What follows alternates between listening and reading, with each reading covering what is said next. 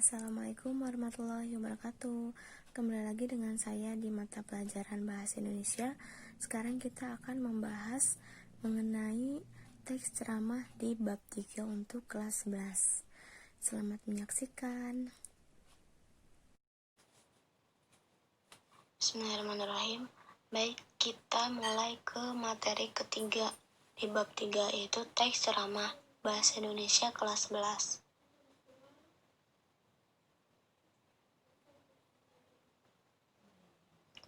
Sini terdapat tujuan pembelajarannya, yaitu peserta didik diharapkan mampu menjelaskan pengertian teks ceramah.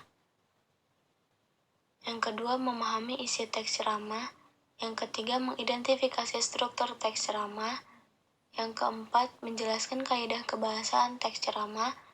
Dan yang kelima, yaitu membuat teks ceramah.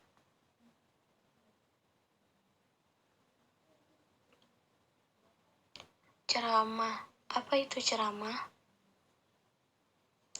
Nah, ceramah adalah pembicaraan di depan umum yang berisi penyampaian suatu informasi untuk memperoleh pengetahuan dan wawasan.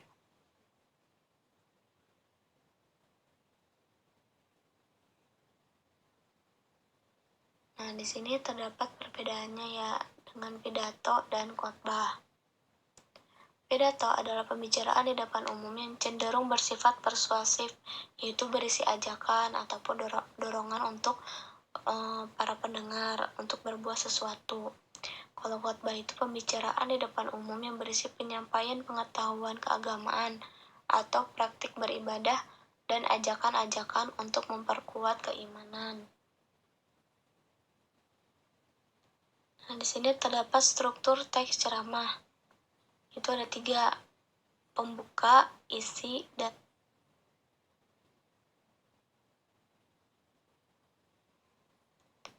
Nah, di sini terdapat contoh analisis struktur pendahuluan atau pembuka. Nah, seperti ini contohnya.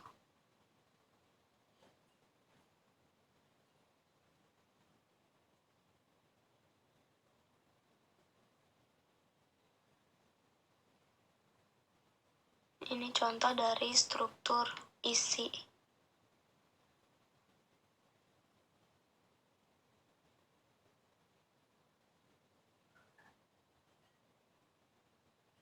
Dan yang terakhir yaitu struktur penutup.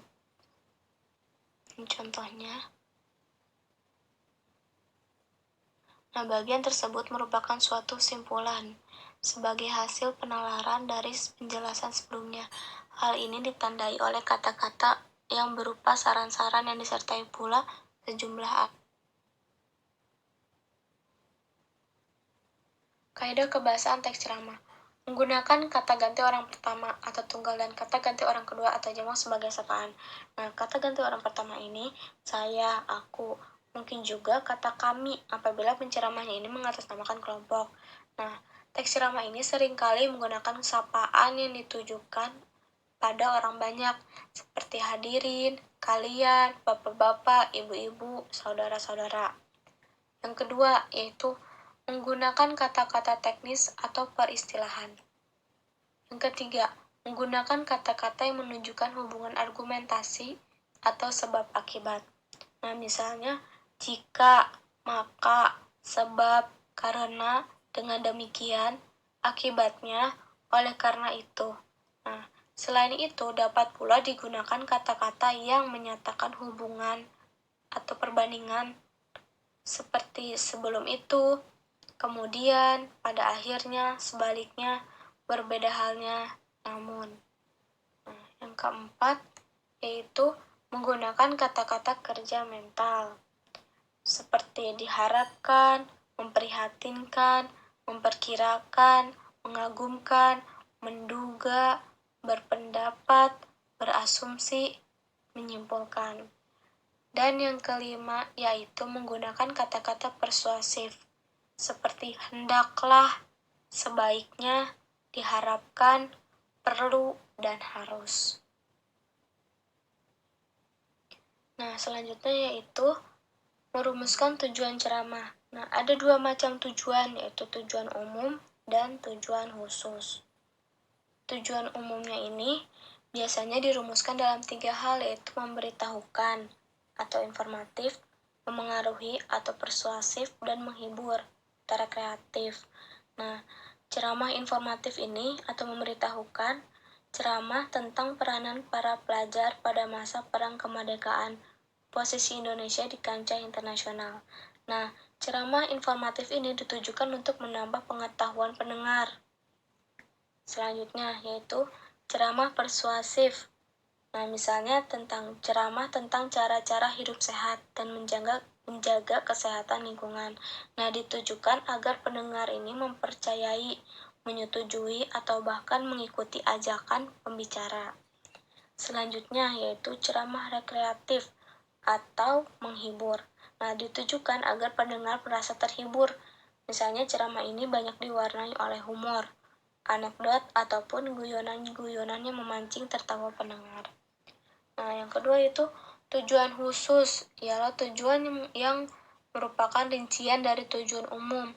Tujuan umum lebih informasional, lebih jelas, dan terukur dalam pencapaiannya. Nah, selanjutnya ini ada contoh tujuan umum dan tujuan khusus.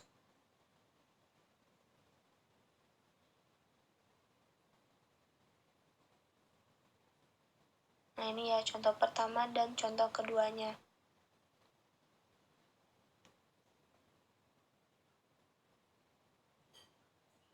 Nah, terima kasih. Semoga materi ketiga ini di bab 3 ini mengenai teks ceramah dapat kita pahami bersama dan bermanfaat untuk kita semua.